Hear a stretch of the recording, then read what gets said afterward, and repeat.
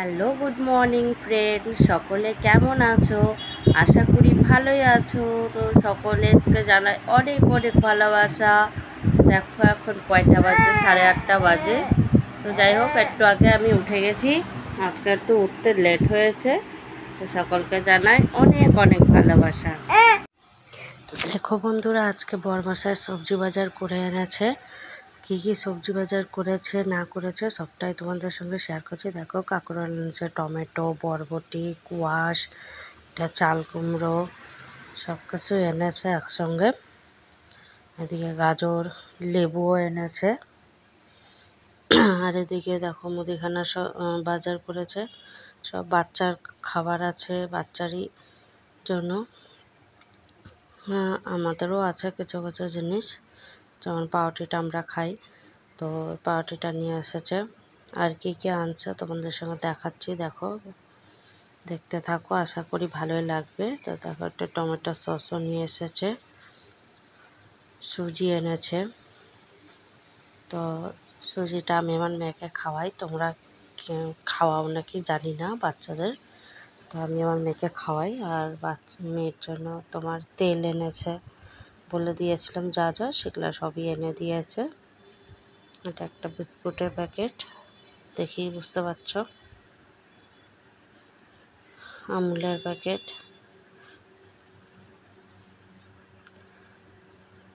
তেল, এই ছিল আজকের। আর এনেছে দেখো মাছ। এদিকে দেখো সবজি কেটে নিয়েছি, এটা মেয়ের জন্য হবে, ডাল দিয়ে সবজি করব। মেয়ের জন্য আমি কেটে নিয়ে আছি। ডাল দিব কিনা এখনও ঠিক করিনি, যাই হোক সবজিটা আগে কেটে নিয়ে আছি মেয়ের জন্য। তো দেখো এখানে আমি কালো জিরা ফোড়ন আর একটা লঙ্কা ভেঙে দিয়ে দিয়েছি। মেয়েরটাই আগে করে নেব, তরকারি হোক আর ডালই হোক, যেটাই হোক। তোমরা দেখতে থাকো, বুঝেই যাবে কী করছি না করছি। সবটা বলে দিলে তো আর দেখার ইন্টারেস্টটা থাকবে না।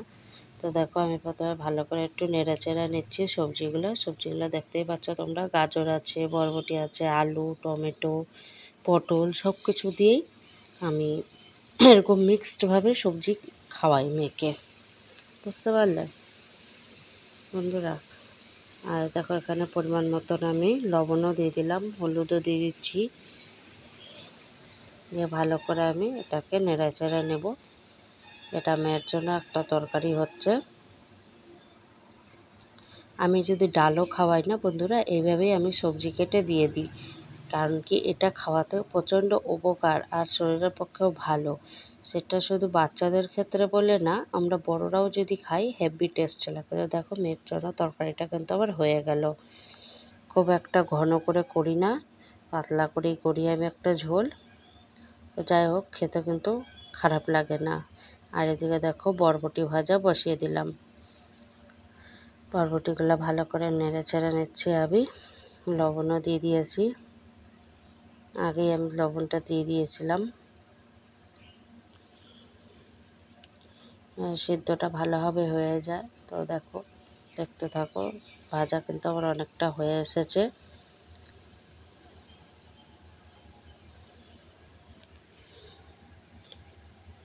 আর এদিকে দেখো আলু, টমেটো এইসব কেটে রেখেছি। এখানে পেঁয়াজ, রসুন সব কিছুই। এটা এনেছিল কাতল মাছ, তা আজকে এরকম পিসগুলোই এনেছিল। লঙ্কাগুলোও চিড়ে চিড়ে রেখে দিয়েছি। পেঁয়াজ, আদা সব কিছু আমি রেডি করে নিয়েছি। আর এদিকে দেখো ভাজাটা হয়ে গেছে, বাটিতে উঠিয়ে নিয়েছি। আর দেখো এখানে জিরা ফোড়ন দিয়ে দিলাম। মাছের ঝোলটা রান্না করব, তার জন্য ঝোল বলো তরকারি বলো যেটাই বলো, তো এটাই।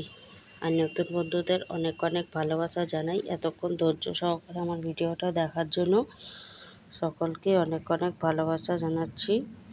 এভাবে আমার পাশে থেকো, সাথে থেকো, আমিও তোমাদের পাশে আছি, সাথে আছি। তো আমার আজকের ভিডিওটা তোমাদের কেমন লাগছে না লাগছে অবশ্যই কিন্তু কমেন্ট করে জানিও বন্ধুরা। ভীষণ কষ্ট করে ভিডিও বানাই বন্ধুরা, তোমাদের ভালোবাসায় যেহেতু পাই এই জন্যই আমি আরও ভিডিও বানানোর আগ্রহ আমার বেড়ে যায়। তো যাই হোক, কষ্ট হলেও সেই কষ্টকে ভুলে যাই আমি যখন দেখি তোমরা দেখছো আমার ভিডিওগুলো, সুন্দর সুন্দর কমেন্ট করছো, খুবই ভালো লাগে। তো এখনও অবধি লাইক না করে থাকলে লাইক করে দিও। এখানে যা যা মশলাপাতি দেওয়ার একবারে আমি দিয়ে দিলাম। মশলাটা কষানোর সময় হাতে ধরে ক্যামেরা করছিলাম, একটু তাই নড়ে যাচ্ছিলো ক্যামেরাটা, কেউ কিছু মনে করো না, বুঝতেই পারছো তোমরাও নিশ্চয়ই। এক হাতে ধরে ধরে করি তো বন্ধুরা, ওই জন্য ঠিকভাবে তোমাদেরকে তুলে ধরতে অতটা পারি না। তো যতটা পারি ততটাই আমি এই জন্য শেয়ার করি, ঠিক আছে? এভাবে একটু মানিয়ে নিয়ে দেখো আমার ভিডিওটা, কেউ রাগ করো না, মন খারাপ করো না। তো দেখো আমি কিন্তু অল্প একটু সামান্য জল দিয়ে দিয়েছিলাম মশলাটা যাতে কালারটা ঠিক থাকে, এই জন্য দেখতেই পাচ্ছ তোমরা মশলাটা কিন্তু আমার কষে আসছে অনেকটাই। লঙ্কা চিরাগুলা দেখো গোটা গোটা আছে, বোঝাই যাচ্ছে লঙ্কাগুলা দিয়েছিলাম।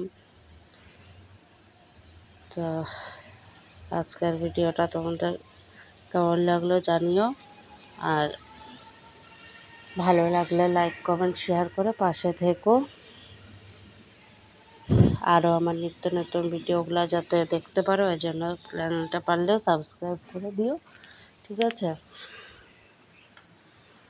তো দেখো এখানে আলুগুলোও আমি দিয়ে দিয়েছি, আলুগুলো আর আজকে ভাজিনি, একবারে আমি দিয়ে দিয়েছি। হাতে একটু কম সময় ছিল এই জন্য আমি আর আজকে ভাজার সময় পাইনি। তো ভাবলাম ভাজতে গেলে পরে আরও দেরি হয়ে যাবে রান্নাটা, ওই জন্য আমি করে নিলাম।